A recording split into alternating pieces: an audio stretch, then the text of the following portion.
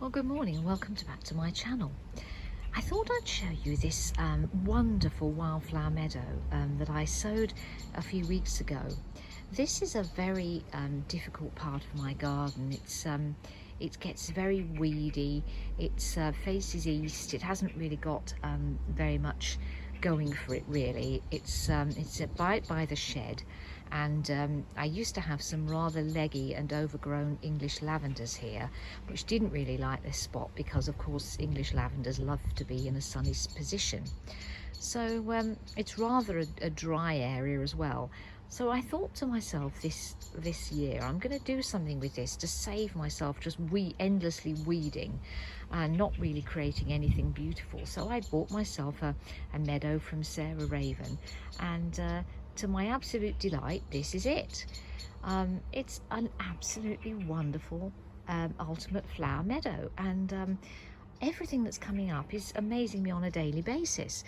The thing I saw this morning, which I couldn't believe, were these lovely double poppies. Look at those with the beautiful almost like a paper. They're made of crepe paper. They're absolutely wonderful. There's beautiful cornflowers, and then there's a lovely poppy over here which is absolutely stunning. So this is a beautiful wildflower meadow, and it was no work to sow it at all. Just do the usual way of doing it, which is to use sand to cover the seed. Try and do it in drills rather than broadcast sowing, because then you can cover it lightly with sand. You'll see where it's coming up and you can weed in between the rows. And then once it's up, no need to worry. You can fill in any gaps, you can pull out big weeds and pop in more seed.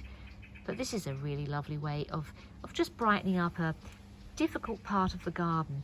You will need some sun. You couldn't put this in pure shade, but other than that, I highly recommend it, and it really is it's just so lovely to come and see it, compared to what I was doing with this area last year, which was just a ton of boring weeding.